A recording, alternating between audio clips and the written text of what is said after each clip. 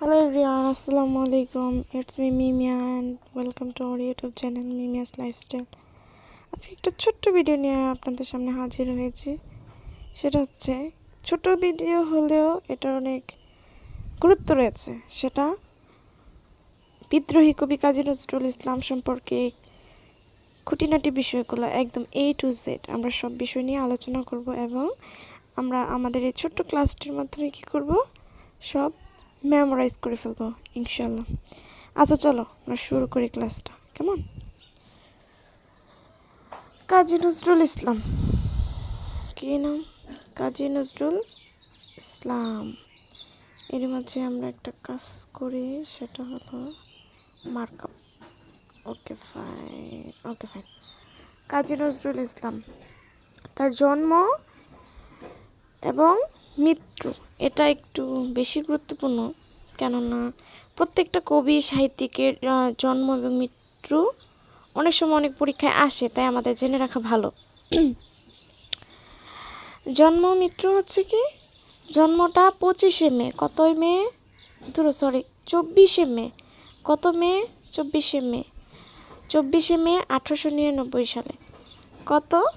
24শে মে 1899 সালে। কিন্তু সে ইংরেজি মাসে মৃত্যুবরণ করে কি 29শে অগস্ট, তার মানে মে মাসে জন্মগ্রহণ করে, আগস্ট মাসে মৃত্যুবরণ করে। 24শে মে 1899, বলো 24শে মে 1899 জন্মগ্রহণ করে এবং 29 আগস্ট 1976 সালে মৃত্যুবরণ করে। 29 আগস্ট 1976 সালে মৃত্যুবরণ করে। বাংলায় জন্মগ্রহণ 11 জ্যৈষ্ঠ 1306, এটা বেশি ইম্পর্টেন্ট। 11 জ্যৈষ্ঠ 1306, 11 জ্যৈষ্ঠ 1306, 11 জ্যৈষ্ঠ 1306। এবং মৃত্যুটা কখন? মৃত্যুটা হচ্ছে 12ই ভাদ্র 1383 বঙ্গাব্দ। 12ই ভাদ্র 1383 বঙ্গাব্দ। 12ই ভাদ্র 1383 বঙ্গাব্দ। আচ্ছা, তার কিছু ট্যাগ আছে, সেই ট্যাগগুলো কি? সেটা হলো বাংলাদেশের জাতীয় কবি। তিনি বাংলাদেশের জাতীয় কবি। তিনি কি বাংলাদেশের জাতীয় কবি? তিনি বাংলাদেশের জাতীয় কবি, বিদ্রোহী কবি, সাম্যের কবি, বিরহ বেদনার কবি। বাংলাদেশের জাতীয় কবি, বিদ্রোহী কবি, সাম্যের কবি, বিরহ বেদনার কবি। জাতীয় কবি, বিদ্রোহী কবি, সাম্যের কবি, বিরহ বেদনার কবি। কবির গুরুত্বপূর্ণ সাহিত্যকর্ম রয়েছে কিছু, তার মধ্যে কবিতা ও গান সমূহ হলো দোলন চাপা, বিষের বাঁশি, ভাঙার গান, চিত্তনামা, ছায়ানট, পূর্বের হাওয়া, সর্বহারা, ফণী মনসা, সঞ্চিতা, জিঞ্জির, সন্ধ্যা, প্রলয় শিখা, নির্ঝর, সঞ্চয়ন, শেষ সওগাত, ঝড়। এগুলো হচ্ছে কবিতা এবং গান। আবার বলি, দোলন চাপা,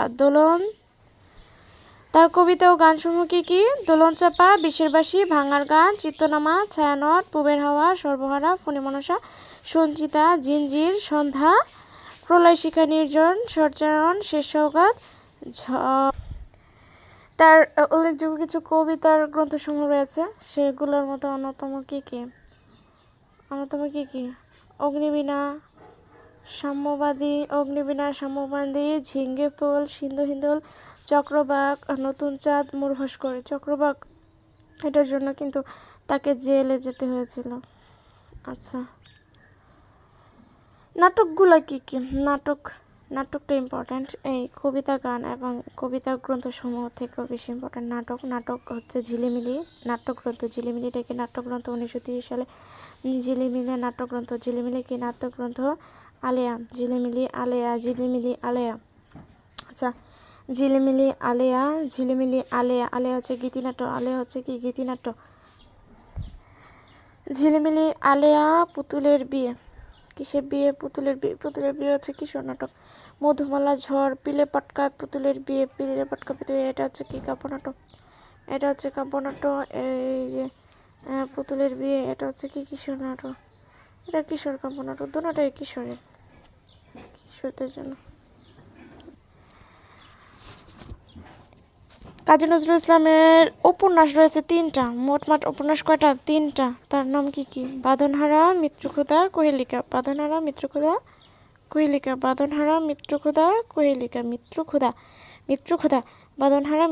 কোহেলিকা। এবং প্রবন্ধ নিবন্ধন হচ্ছে যোগবাণী, ঝিঙ্গে ফুল, দুদিনের যাত্রী, রুদ্রমঙ্গল, ধূমকেতু, রাজবন্দির জবানবন্দি। তার উল্লেখযোগ্য গল্পগ্রন্থ হচ্ছে কি? গল্পগ্রন্থগুলো কি? ব্যথার দান। গল্পগ্রন্থগুলো কি? ব্যথার দান, রিক্তের বেদন, শিউলিমালা, সাপুড়ে, হক সাহেবের হাসির গল্প। ব্যথার দান, রিক্তের বেদন, ব্যথার দান, রিক্তের বেদন, ব্যথার দান, রিক্তের বেদন, ব্যথার দান, রিক্তের বেদন, শিউলিমালা, সাপুড়ে, হক সাহেবের হাসির গল্প, হক সাহেবের হাসির গল্প, হক সাহেবের হাসির গল্প, হক সাহেবের হাসির গল্প। সঙ্গীত গ্রন্থাবলী রয়েছে কিছু। তার উল্লেখযোগ্য সঙ্গীত গ্রন্থাবলী হলো বুলবুল, বুলবুল, চোখের চাতক, চন্দ্রবিন্দু, নজরুল গীতিকা, জরুর, সুরসাকি, জুলফিকার, বনগীত, বাগিচা, গীতি শতদল, সুরলিপি, সুরমুখর, গানের এগুলো দরকার নাই। মূলত ইম্পর্ট্যান্ট হচ্ছে উপন্যাস বাঁধনহারা, মৃত্যুক্ষুধা, কৈলিকা, এটা ইম্পর্ট্যান্ট। তারপরে তার নাটকগুলো কি? ঝিলিমিলি, আলেয়া, পুতুলের বিয়ে, মধুমালা, ঝড়, পিলে পটকা, পুতুলের বিয়ে। উল্লেখযোগ্য গল্পগ্রন্থ কি? ব্যথার দান, রিক্তের বেদন, শিউলিমালা, সাপুড়ে, হক সাহেবের হাসির গল্প।